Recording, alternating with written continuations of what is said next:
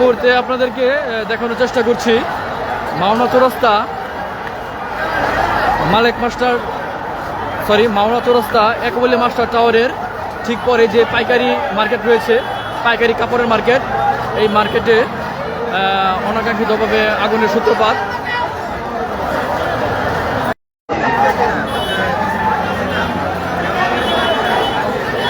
এটা আমরা বারবার বলে আসছি যে এই মাওনা চৌরাস্তাটা এটা হচ্ছে, আমি কি বলবো, এটা শুধু বাংলাদেশ না পুরো বিশ্বের মধ্যে এই অপরিকল্পিত এবং খুব বাজে একটা ব্যবস্থাপনা সিস্টেম হচ্ছে আমাদের এই মাওনা চৌরাস্তায়।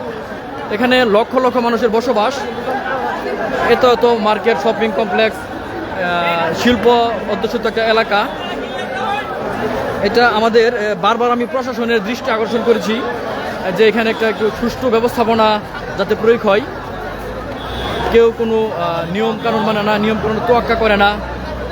হ্যাঁ, এই যে দেখুন এখানে যে আগুন লেগেছে, এই ফায়ার সার্ভিসের গাড়িটা আসতে আসতে মোটামুটি প্রায় আধা ঘন্টার বেশি সময় লেগেছে, অথচ এই মাওনা চৌরাস্তার পাশেই প্রশাসনিকা মোড়ে কিন্তু এই ফায়ার সার্ভিস স্টেশন। এরপর ওটা আসতে আসতে প্রায় সময় লেগেছে আধা ঘন্টার উপরে। কারণ একটাই, এই ভাসমান ভ্যানগুলা, অবৈধ অটোগুলা, এই যে রাস্তার মধ্যে যে ভাসমান দোকান অবৈধ, এই দোকানের কারণে, হ্যাঁ, জ্যামের কারণে আসতে পারে না। আমরা খুব চেষ্টা করেছি।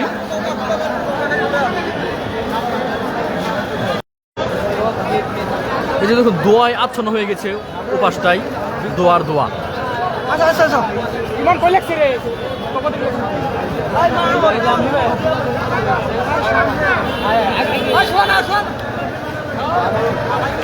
সামনে শুধু দোয়ার দোয়া, দোয়ার জন্য কিছু দেখা যাচ্ছে না।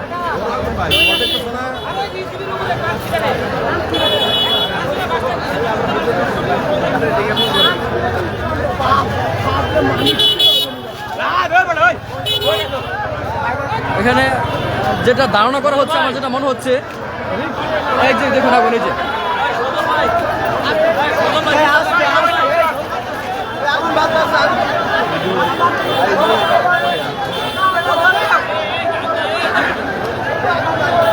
এটা বৈদ্যুতিক শর্ট সার্কিট থেকে মনে হচ্ছে।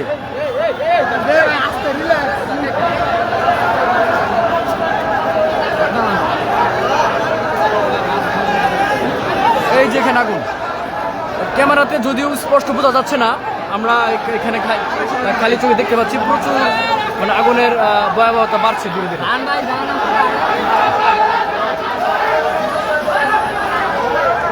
যদিও ইতিমধ্যে ফায়ার সার্ভিস চলে এসেছে, আমরা আশা করছি ফায়ার সার্ভিস সদস্যরা খুব দ্রুত আগুনটা নিয়ন্ত্রণে নিয়ে আসতে পারবে।